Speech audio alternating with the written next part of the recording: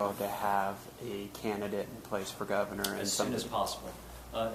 To Laura's question, we know that some entity is going to raise between $20 and $50 million. Don't touch it.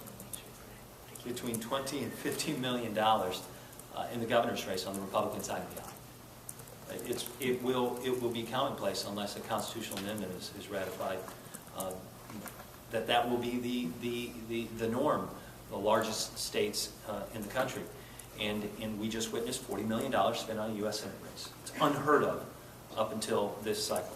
So whomever runs for governor has to be well prepared to spend a great deal of time fundraising. It's the reality of what we're up against. And state candidates do not have the ability to create campaign accounts before announcing. They have to announce to raise money, and the sooner the better. There's a Republican analysis out. You talked earlier about the state legislative seats and how well you guys did despite your various debt.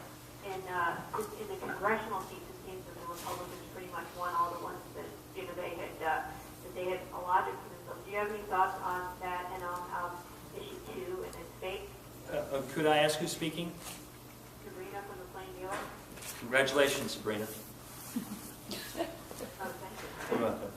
I think that you'll see next year, 2013, to issue 2, which was a reform amendment to change the way we apportion and determine congressional and legislative districts.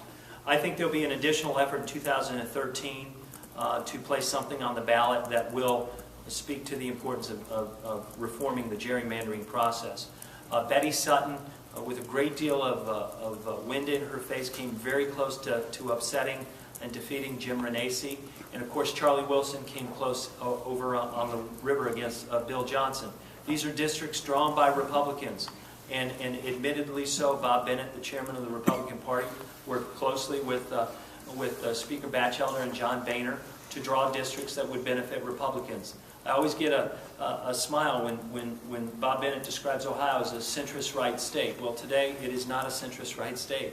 Barack Obama won this state for the second time and becomes, I believe, only the second Democrat in the last 75 years to win Ohio twice with more than 50% of the vote. There is nothing center-right about that. This is about a state that responds to candidates who speak out forcefully for the middle class, and in this case, saving and expanding manufacturing jobs, including the American automobile industry. But there's more work to be done to elect members of the Congress. I don't have to remind you, Sabrina, the Ohio Democratic Party just a year ago attempted to place on the ballot a referendum that would have stopped the implementation of the gerrymandered maps. Unfortunately, the DTRIP did not provide additional resources at that point in time to help in that regard. I'm sure there are many people in Washington disappointed that they did not heed our advice and support that effort. If John Husted, who's the Secretary of State, or Bill Batchelder, the Speaker of the House, would like to meet with Armin Budish, the Minority Leader of the House, Eric Kearney, the Minority Leader of the Senate, myself, to talk about an opportunity to craft real bipartisan measures that will reform this process, I am eager to get started. I have a question here in the room.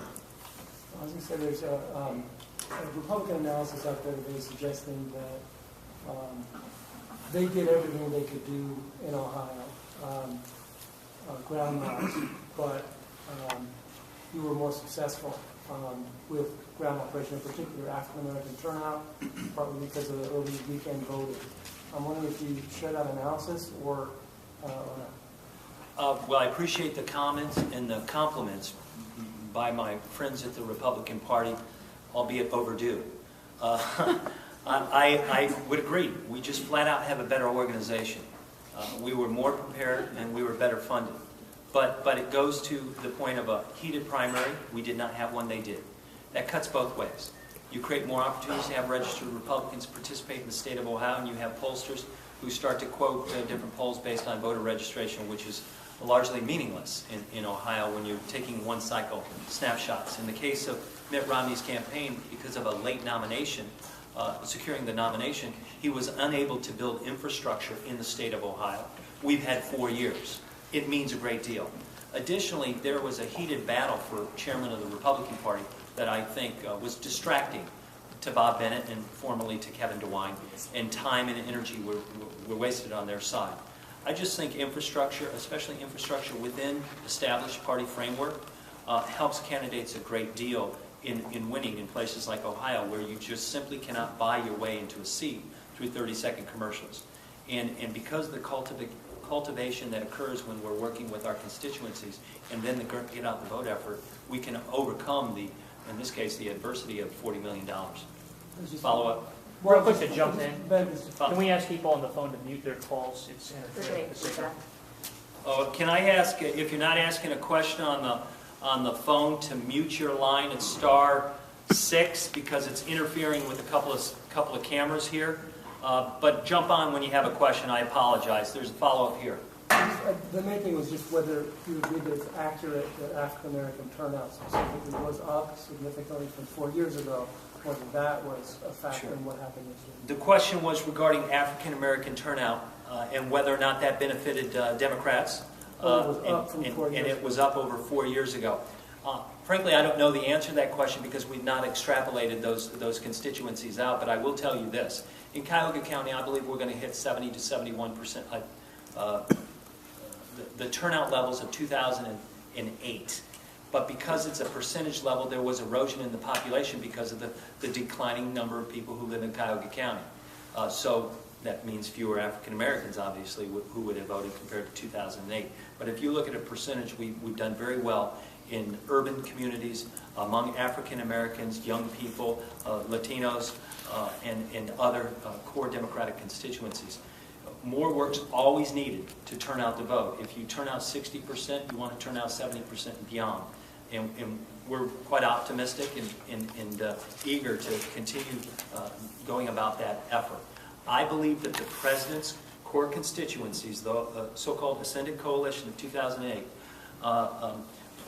remained in place in the 2012 cycle because the infrastructure that remained for the last 4 years to continue the relationship that needs to occur during and after presidential elections. Additionally, I think we will see, as I've indicated with the counties that voted this cycle in favor of the president, that the impact Mitt Romney's opposition to the auto rescue had during the campaign, and the fact that the president was so forceful, as was Sherrod Brown, in its defense. Ottawa County, Wood County, Sandusky County, Lorain County, these are counties with modest or smaller African American communities. You have continued to support the president, and I believe it's for reasons including the auto rescue. Hamilton County. Yeah, go ahead with the question.